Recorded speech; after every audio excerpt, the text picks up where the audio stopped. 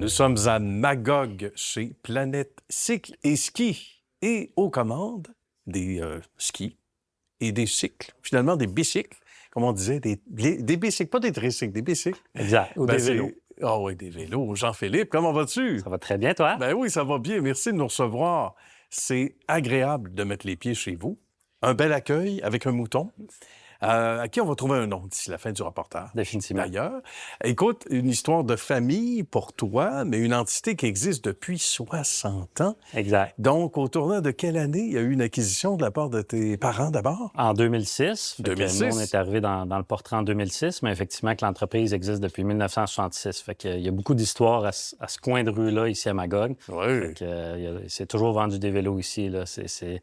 C'est étonnant, il y a des deuxième, troisième générations de familles qui viennent acheter des vélos. Fait que j'ai acheté mon vélo quand j'étais petit ou j'ai acheté... Ah oui. Mes parents ils ont acheté un vélo ici, des choses comme ça. T'entends des histoires incroyables, Ah ouais, les rumeurs du village, et tout ce qui vient avec. Il y a eu des travaux entre-temps, évidemment, mais c'était petit à l'époque, là. Oui, ça a déjà été juste un atelier, un garage de 20 pieds par 40 pieds. Fait que nous, en 2006, quand on est arrivé, on a amené l'expertise du ski. OK. On a fait un premier agrandissement à ce moment-là. Puis en 2017, là, le bâtiment dans lequel vous voyez a eu vraiment une grosse cure de jeunesse. Là, puis, ça a fait un boom, ouais, un vrai exact. boom.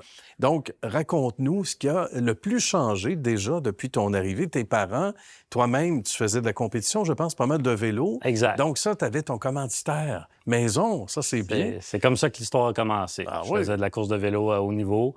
Puis c'est vraiment devenu notre boutique pour laquelle on a été ambassadeur en premier.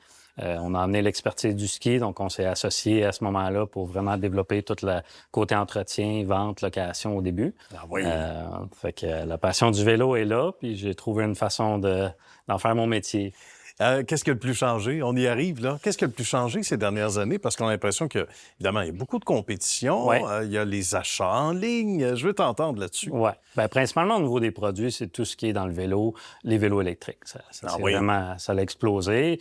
On recule il y a 15-20 ans, ça existait, mais c'était des vélos qu'on convertissait. C'était une petite marge de notre entreprise. Là, vraiment, ça occupe plus de 50 de nos ventes. Fait que Déjà? c'est OK. vraiment... Il y a eu des bons moves qu'on a fait, des opportunités qui sont présentées avec le choix de nos marques, avec l'expertise qu'on a développée, puis l'intérêt à offrir ce créneau-là. Fait que ça, c'est là pour rester. C'est sûr que la façon de faire des affaires a changé aussi avec le commerce électronique.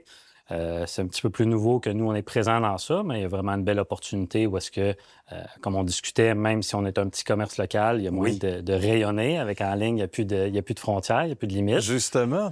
Donc, on essaie de combiner d'aller chercher des gens hors de la ville, hors de Magog, mais d'offrir la même expérience. Donc, par exemple, on ne souhaite pas expédier des vélos, c'est ramassage en magasin. Donc, la sélection du vélo se fait en ligne avec la personne, mais le positionnement, l'explication du vélo se fait en magasin. Donc, les gens peuvent être sûrs d'avoir le bon produit puis pas qu'il soit vendu. Mais la livraison est en magasin pour les vélos. C'est intéressant. Puis pour revenir au côté vélo, justement, vélo traditionnel versus vélo électrique, est-ce que c'est un peu comme dans certains domaines, analogique et numérique? Il y en a qui sont des purs et durs, qui aiment l'authenticité d'un vélo comme on l'a toujours connu. Là, Définitivement. presque. Définitivement. On voit un petit peu une transition dépendant de la discipline. Donc, en vélo de route, c'est un petit peu plus facile d'aller à une certaine vitesse, d'avoir une certaine aisance, l'asphalte, dépendant s'il y a des côtes ou quoi que ce soit, c'est un petit peu moins populaire. On a le paradis de ce qu'on appelle le vélo de gravel ici en Estrie. Donc là, c'est plus difficile. La surface est un petit peu plus molle. Il y a des côtes. Fait que là, le vélo électrique va être plus populaire. Même chose, le vélo montagne, parce que là, il y a de la côte. En Estrie, les gens, ils peuvent venir de l'extérieur. On a des côtes en Estrie. Oui, j'imagine. Ouais. On a un petit peu à peu près. Ouais. Mais c'est passionnant pour ça que tu as toujours cette même passion-là pour le vélo, parce que là, à un moment donné, tu troques, j'allais dire, le siège de vélo à l'aspect, justement, d'avantage marketing, ce qui te rejoignait. Tu me disais, avant d'aller en ondes, tu as étudié là-dedans aussi. Exact. Donc... C'est une petite entreprise, on occupe plusieurs chapeaux. Fait que je suis responsable principalement des achats, mais aussi du marketing. Mais oui, c'est quelque chose qui me passionne. C'est un domaine qui évolue à vitesse grand V. Fait qu'il faut continuer d'être aux aguets. J'ai des nouveautés de différents fournisseurs presque toutes les semaines. Fait que c'est ce qui garde ça intéressant. Des fois, il y a des changements au niveau des marques. On introduit d'autres marques parce que c'est la saveur du moment. On veut vraiment être aux aguets. Fait que ça nous garde sur notre edge, là, comme on dit. Puis, la quantité, ben j'imagine, de vêtements aussi. Il y a des stratégies, puis il y a des contraintes aussi à un moment donné en disant, ben tel fournisseur, j'imagine, nous demande d'en acheter davantage. On peut pas, mais ou on décide de ne pas le faire.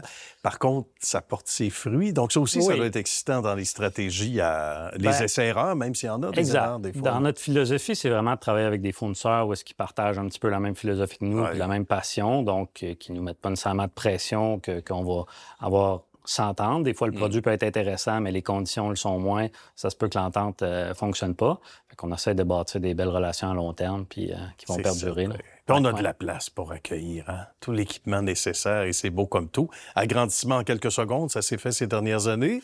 En 2017, qu'on a vraiment donné une bonne cure de rajeunissement, juste avant la pandémie, qui a été vraiment... Dans le monde du vélo, dans le monde du commerce de détail, tout le monde a pigé des cartes différentes. Là. Dans le monde du vélo, on a pigé la bonne carte. Donc, on était content d'être prêt avec l'électrique, on était prêt avec un beau local. Fait que ça a été une belle période. Là, on gère le après-pandémie, un petit peu de surplus, etc. On fait du ménage. Mais là, on est prêt pour la prochaine phase. Là. Bien, en tout cas, c'est tout un parcours. Bravo à toi. Merci. Les parents, bien sûr, la famille et un nouveau gérant devenu coactionnaire. Effectivement. Félicitations. Philippe, est avec nous depuis longtemps, puis officiellement actionnaire maintenant. Bravo et félicitations à tout ce beau monde qui travaille ici très, très fort. Et à Patrick Laine. On lui a donné ce nom à ce superbe mouton qui est la mascotte également de Planète Cycle et Ski. Merci encore une fois, mon cher Jean-Philippe. Merci. À bientôt. Bye-bye.